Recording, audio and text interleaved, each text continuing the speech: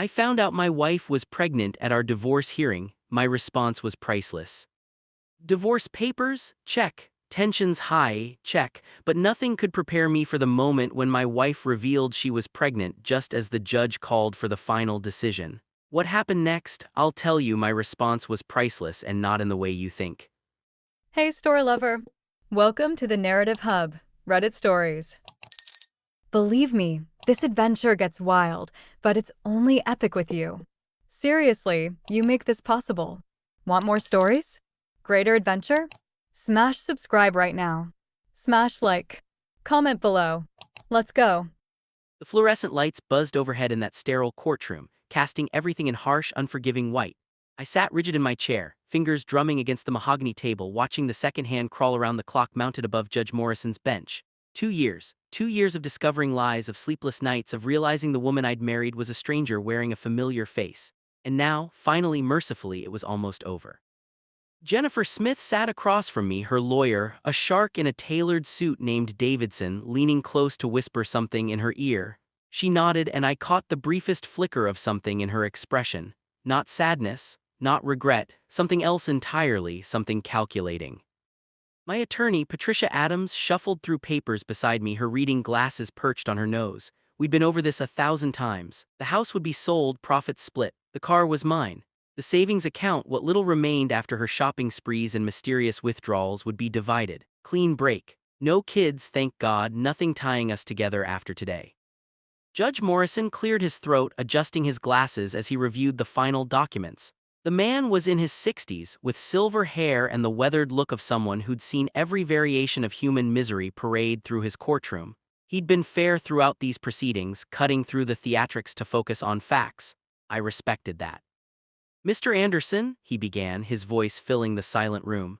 "Ms. Smith, we've reached the conclusion of these proceedings. All assets have been divided according to California state law. Both parties have agreed to the terms outlined in the settlement. Before I issue the final decree, I need to ask, does either party have any additional matters that need to be addressed?" This was it, the finish line. I opened my mouth to say no, ready to sign whatever needed signing and walk out of there a free man. That's when Jennifer stood up. Her chair scraped against the floor, the sound piercing in the quiet courtroom. Davidson's hand shot out, grabbing her arm, but she shook him off. Her face had gone pale, but her jaw was set with determination, or desperation. Sometimes they look the same. "Your Honor," she said, her voice wavering slightly, there's something that needs to be disclosed." My stomach dropped. After everything, after catching her with my business partner, after discovering she'd been siphoning money from our joint account to fund some mysterious venture she refused to explain, after finding texts on her phone that made my blood run cold, after all of that, she had more. What else could there possibly be? Judge Morrison raised an eyebrow. "Ms. Smith, if you have information relevant to this proceeding, now is the time to present it." She took a breath, and in that moment I saw her hands trembling, actually trembling. Jennifer never showed weakness. Never. This was the woman who'd looked me in the eye and denied having an affair even as I held printed screenshots of her messages. The woman who'd accused me of being paranoid, controlling, abusive even when I questioned where she'd been until 3 in the morning. But now, standing in that courtroom, she looked terrified. "I'm pregnant," she said. The words hung in the air like a physical thing. Patricia's pen stopped mid-stroke. Davidson's eyes went wide. The court reporter's fingers froze above her stenography machine. Even Judge Morrison, who I'd assumed had heard everything in his career, looked genuinely surprised. In me, I felt the blood drain from my face, then rush back hot and angry. I felt my heart hammer against my ribs. I felt the room tilt slightly, then right itself. But most of all, I felt a laugh building in my chest. The kind of laugh that comes when reality becomes so absurd, so impossibly twisted, that it crosses the line from tragedy into dark comedy. Because I knew something Jennifer didn't know I knew. "Pregnant," I repeated, my voice flat. "That's interesting." Jennifer's lawyer was on his feet now, one hand raised. "Your Honor, this clearly affects the division of assets and future support obligations. We need to—" "How far along?" I interrupted, my eyes locked on Jennifer. She blinked, surprised by the question. 3 months. 3 months? The math was simple enough. We'd been separated for 5 months, living apart for the last 4, And in that last month we'd been under the same roof, sleeping in separate rooms after I'd discovered her betrayal, we hadn't touched each other once. Not once. The very sight of her had made me sick. Patricia's hand found my arm, squeezing gently. A warning, don't say anything. Let me handle this. But I'd been silent for too long, swallowing too much, playing the reasonable party while Jennifer spun her webs and played her games. 3 months, I said again, nodding slowly. Then I reached into my jacket pocket. The movement made Davidson tense, as if I might pull out a weapon. Instead, I pulled out my phone. Modern problems require modern solutions, after all, and modern betrayals leave modern evidence. Your Honor, I said, my voice steady now, almost calm, I'd like to submit additional evidence to the court. Judge Morrison frowned. Mr. Anderson, we're past the discovery phase, unless this directly relates to. It relates to Ms. Smith's claim of pregnancy and any potential impact on these proceedings. The judge studied me for a moment, then nodded. Proceed. I unlocked my phone and pulled up the email I'd received 3 weeks ago. The one I'd been saving, waiting to see if Jennifer would actually go through with the divorce or if she'd try some last-minute manipulation. The one that had arrived from Dr. Elizabeth Thompson's office with a subject line that read, "Test results confidential." 3 months ago, I began, walking toward the bench, Patricia rising quickly to join me. I became concerned about certain symptoms I'd been experiencing. Fatigue, unexplained weight changes. After doing some research and consulting with my physician, I underwent testing. I handed my phone to Judge Morrison. On the screen was a medical document, official letterhead clearly visible. The judge's eyes scanned the text, and I watched his expression shift from impatience to shock. The results showed that I have a condition called Klinefelter syndrome, I continued, my voice carrying through the silent courtroom. Specifically, I have a mosaic variant that was previously undiagnosed. Among other things, this condition causes severe oligospermia, an extremely low sperm count. According to 3 separate specialists whose reports are attached to that email, my chances of naturally conceiving a child are less than 1%. Effectively impossible without medical intervention, which I have never pursued. The silence in that courtroom was absolute. Jennifer's face had gone from pale to white, then to a splotchy red. Davidson was furiously scrolling through something on his tablet, probably trying to verify what I'd just said. Patricia's hand remained on my arm, but I could feel her surprise. I hadn't told her about this. Hadn't told anyone. It was my ace in the hole, my insurance policy against whatever Jennifer might try. Judge Morrison scrolled through the documents, his expression unreadable. These appear to be legitimate medical records from Dr. Thompson at Mercy General. They are, Your Honor. I can provide contact information for verification. The important point is this: if Ms. Smith is indeed 3 months pregnant as she claims, the child cannot be mine. Which means her revelation, while dramatic, has no bearing on these divorce proceedings. We have no children together, we will have no children together. Jennifer's lawyer was standing now, his face flushed. Your Honor, my client's pregnancy is still relevant to considerations of temporary support while she's unable to. Unable to what? I turned to face them both, and now the anger I'd been holding back leaked into my voice. Unable to work? She's been perfectly able to work throughout our marriage, she just chose not to. Chose instead to spend money we didn't have on things we didn't need. And now she's pregnant with someone else's child, someone she was clearly seeing while we were still married, and you want me to pay for that. Mr. Anderson, Judge Morrison's voice cut through the tension. I understand your anger, but... Do you? I turned back to him, and something in my expression made him pause. Do you understand what it's like to discover that your entire marriage was a lie? To find out that the person you trusted most in the world was using you as a safety net while she explored other options? To be accused of paranoia and abuse when you questioned obvious inconsistencies? And now at the very end, she tries one more manipulation. One more play for sympathy, for money, for control. Jennifer's voice, small and desperate, finally broke through. James, we could do a paternity test. Maybe the doctors were wrong about your... The doctors weren't wrong, I said flatly. And we both know it. You want to know how I know? Because 6 months ago I found the pregnancy test in our bathroom trash. The positive one you threw away and never mentioned. The one that disappeared around the same time you suddenly decided to take that girl's trip to Vegas. The timing was interesting then, it's crystal clear now. Her face crumbled. That was the confirmation, the micro-expression that told me everything. She'd been pregnant before, or thought she was, and had dealt with it quietly, without telling me, because she knew even then that it couldn't be mine. Davidson was scrambling now, whispering urgently to Jennifer, but she'd stopped listening. She was staring at me with something like horror, realizing that I'd known more than I'd let on, that I'd been building my case carefully, methodically, while she thought she was the one controlling the narrative. Patricia cleared her throat. "Your Honor, I think we can all agree that Ms. Smith's pregnancy, while perhaps personally significant, has no legal bearing on these proceedings. There are no minor children of this marriage to consider. Asset division remains unchanged. I move that we proceed with the final decree as originally outlined." Judge Morrison looked from me to Jennifer, then back to the documents on his phone. He handed the device back to me, his expression carefully neutral, though I thought I caught a flicker of sympathy, not for Jennifer but for me. "Miss Smith," he said, his voice firm, "do you have any documentation that would refute Mr. Anderson's medical evidence, any reason to believe that he could be the biological father of your child?" She opened her mouth, closed it. Davidson was urgently shaking his head, advising her, correctly, that anything she said now could be used against her in other proceedings. Paternity fraud is serious. If she claimed I was the father knowing I couldn't be, she'd be opening herself up to legal consequences beyond this divorce. "No, Your Honor," she finally whispered. Then, as Ms. Adams stated, this information, while personally dramatic, has no bearing on these proceedings.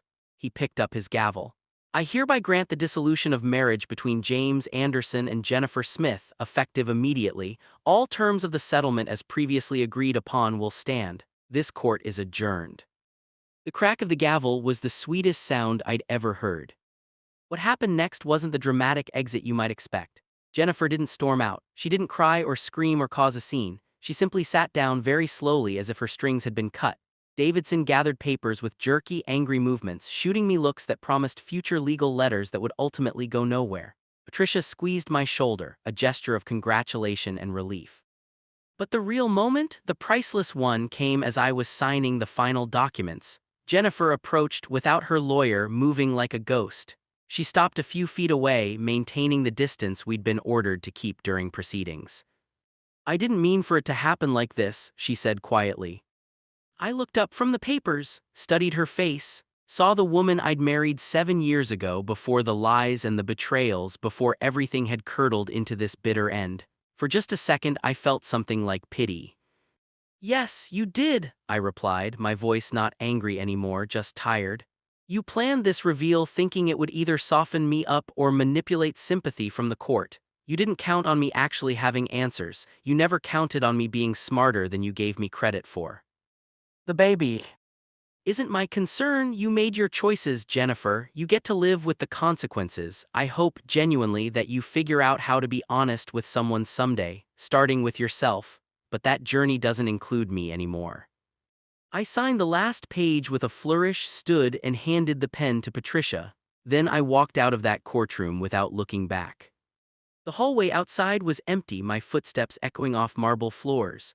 Sunlight streamed through tall windows, and I realized I was seeing colors more vividly than I had in months. The world hadn't changed. I had. The weight I'd been carrying, the confusion, the self-doubt, the constant questioning of my own sanity had evaporated the moment that gavel fell. My phone buzzed, a text from my brother. "How'd it go?" I typed back, "I'm free." 3 dots appeared then. "Celebration dinner I'm buying." I smiled, a real smile, for the first time in what felt like years. "Deal, I've got a story you won't believe." As I pushed through the courthouse doors into warm California sunshine, I thought about Jennifer's parting words. She hadn't meant for it to happen like this, but the thing about manipulation is that it only works when your target doesn't see it coming, when they're vulnerable, confused, willing to doubt themselves. I wasn't that person anymore. Her revelation hadn't devastated me, it had freed me. Because in showing her hand one last time, in trying one final play for control, she'd proven everything I'd suspected about who she really was. And in doing so, she'd given me the closure I needed. The medical diagnosis that had initially terrified me, that suggestion that something was wrong with me, broken, less than, had become my salvation. Proof, incontrovertible and medical, that I wasn't the paranoid villain she'd painted me as, that my instincts had been right all along. Sometimes the universe has a dark sense of humor. Sometimes the very thing you fear becomes the weapon that sets you free. I unlocked my car and sat in the driver's seat for a moment, just breathing. The divorce papers would be filed. Within weeks, legally speaking, Jennifer would be nothing more than a name on official documents, a chapter closed in the story of my life. The child she was carrying would be born in 6 months. He or she would grow up never knowing me, and that was fine. I felt no connection, no curiosity, no obligation. That baby's father was out there somewhere, possibly unaware of his impending parenthood, possibly very aware and complicit in Jennifer's schemes. Either way, not my problem, not my life. I started the engine, pulled out of the parking lot, and merged into traffic. The city spread out before me, familiar but suddenly full of new possibilities. No more walking on eggshells. No more analyzing every word for hidden meanings. No more wondering if I was crazy for questioning inconsistencies in stories that never quite added up. My phone rang. Patricia, I answered on speaker. Just wanted to check in, she said, her voice warm. That was quite a revelation in there. Are you okay? Honestly, I'm better than okay. I'm vindicated. You handled it perfectly. I have to admit, when she stood up, I thought we might have a problem. The pregnancy sympathy card can be powerful in court. But you, she laughed, a sound of genuine admiration. You had that ace ready and played it at exactly the right moment. That's some next-level strategy. I just prepared for every possibility. Jennifer's predictable once you understand her patterns. She always goes for the emotional manipulation when logic fails. Well, it's done now. Congratulations, James. You're officially a free man. The decree will be filed by end of day. I'll send you copies of everything. Thanks, Patricia, for everything. I know I wasn't the easiest client. Are you kidding? You were a dream, organized, honest, and you actually listened to legal advice. Plus, that courtroom moment, that's going in my highlight reel. I'll be telling that story for years. We said our goodbyes and I continued driving, no particular destination in mind.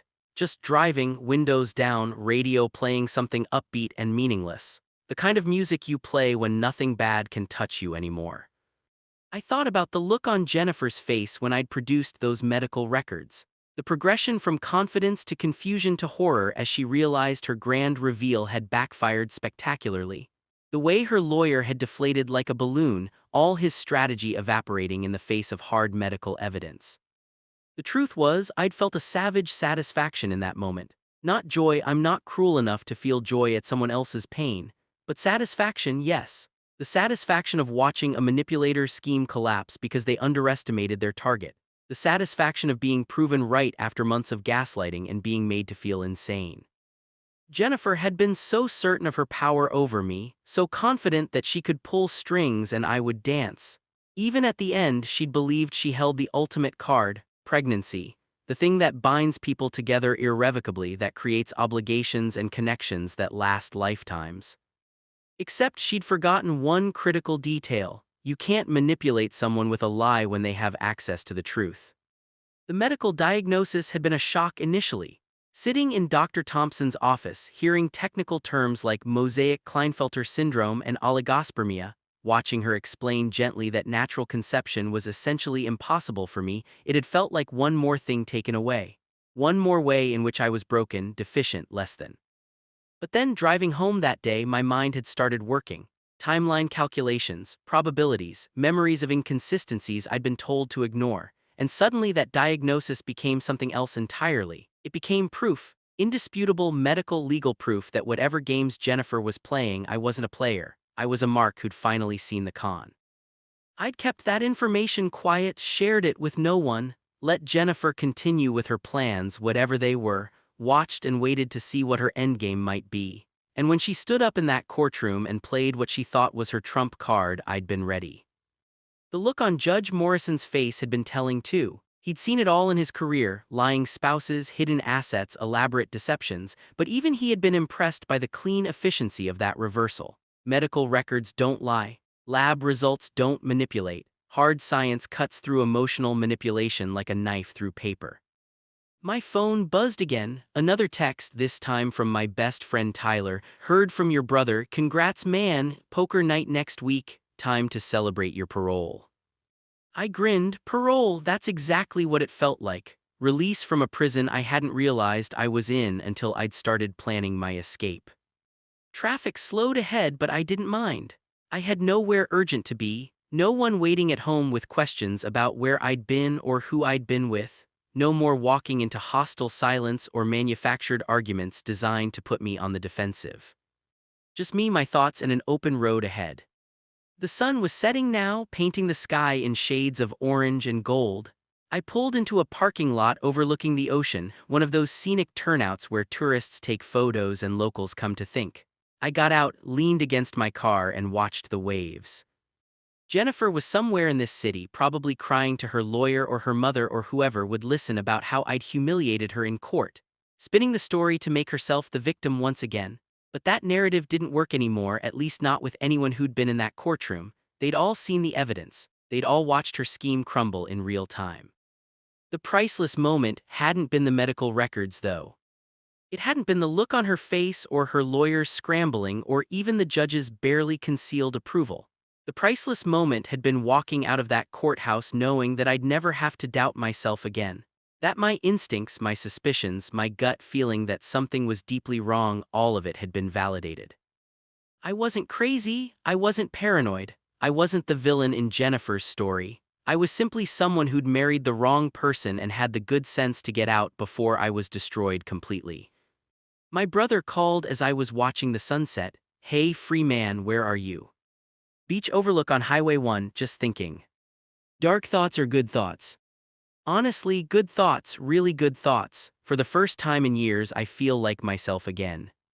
That's what I like to hear. Listen, dinner reservation is at 7, Italian place downtown, be there. Wouldn't miss it.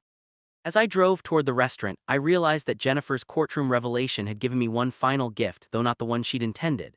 It had given me absolute certainty. Before today, there'd still been a tiny voice in my head asking if maybe I'd been too harsh, too suspicious, too quick to assume the worst. Maybe she really had been at her sister's house those late nights. Maybe the money withdrawals had been for a surprise. Maybe.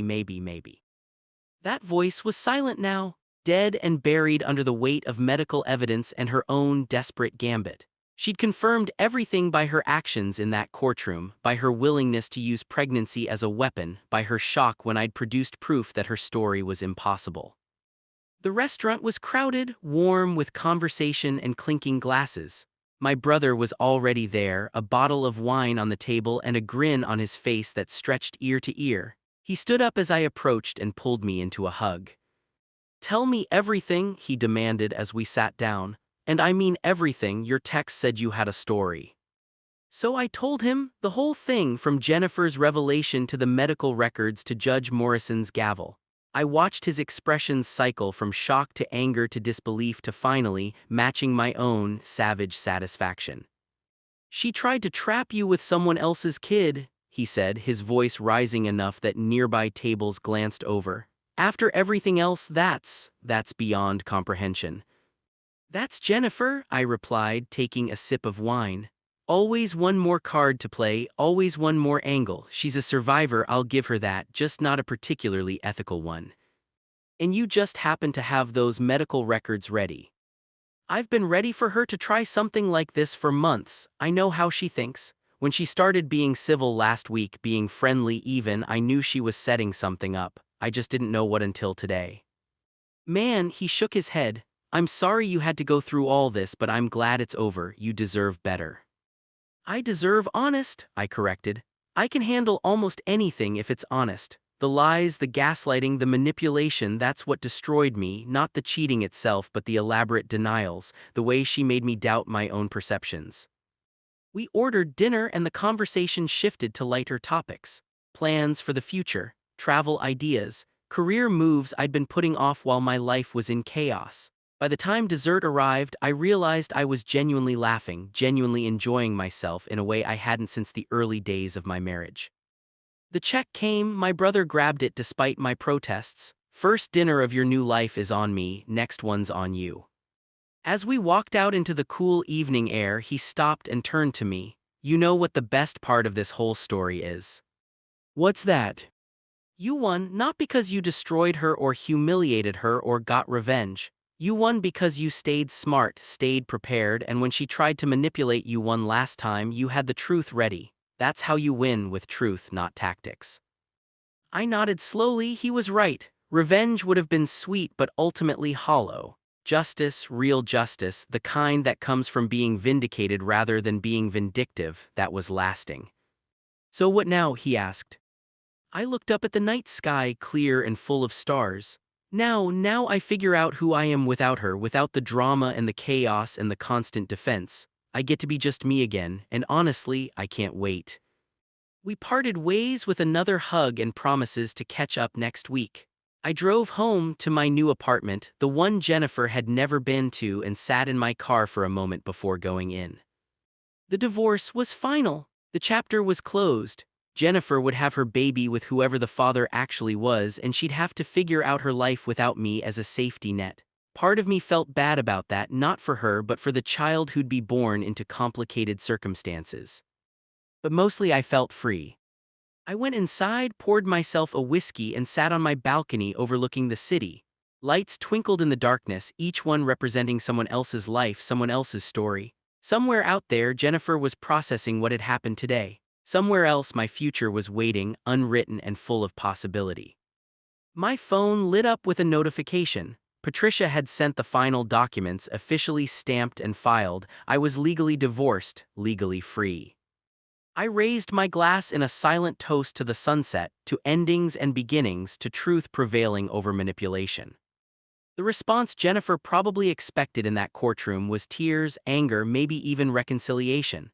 The response she got was calm, prepared, devastating in its simplicity. Sometimes the most priceless response isn't the loudest or the angriest. Sometimes it's just the truth, delivered at exactly the right moment to exactly the right audience. And sometimes the best revenge isn't revenge at all. It's simply refusing to be manipulated anymore. It's taking back your own narrative. It's walking away with your head high, your conscience clear, and your future wide open. That was my priceless response. Not what I said in that moment, but what I'd been building toward for months, proof that I deserved better, that I knew my worth, and that no amount of manipulation could change the fundamental truth of who I was. I finished my whiskey, went inside, and slept better than I had in years. The next morning, I woke up without the familiar weight of dread. No more wondering what mood Jennifer would be in, what argument might be waiting, what new inconsistency I'd have to pretend not to notice. Just morning light, coffee brewing, and the sound of the city waking up below. My phone had messages, friends who'd heard the news, colleagues checking in, even my parents calling to congratulate me. The support was overwhelming in the best way. People who'd watched me struggle, who'd listened to me doubt myself, who'd waited patiently for me to see what they'd seen all along. There would be paperwork still, loose ends to tie up, mutual friends to navigate carefully, but the hard part was done. The truth had been told in the most official setting possible, with witnesses and legal record. No one could claim I was making things up or exaggerating. The facts spoke for themselves. I thought about sending Jennifer a message, some final words of closure or wisdom. But then I realized she didn't deserve my energy anymore. Not my anger, not my pity, not even my advice. The kindest thing I could do for both of us was to honor that gavel strike, that legal severing, and walk completely away. So that's exactly what I did. Years from now, I'll probably tell this story at parties, carefully edited for mixed company. The time my wife tried to trap me with a pregnancy reveal at our divorce hearing. The way I produced medical evidence that made her scheme impossible. The shocked silence that followed. It'll be a good story, the kind that makes people gasp and laugh and shake their heads at human audacity. But the real story, the one I'll keep for myself, is simpler and deeper. It's the story of someone who learned to trust their instincts, who prepared for the worst while hoping for the best, and who refused to be manipulated even when manipulation came wrapped in life-changing news. It's the story of someone who learned that the most priceless thing in life isn't winning or losing, revenge or reconciliation. It's knowing your worth, standing firm in your truth, and walking away from toxicity with your integrity intact. That's what I did that day in court. That's my priceless response. And honestly, I wouldn't change a thing.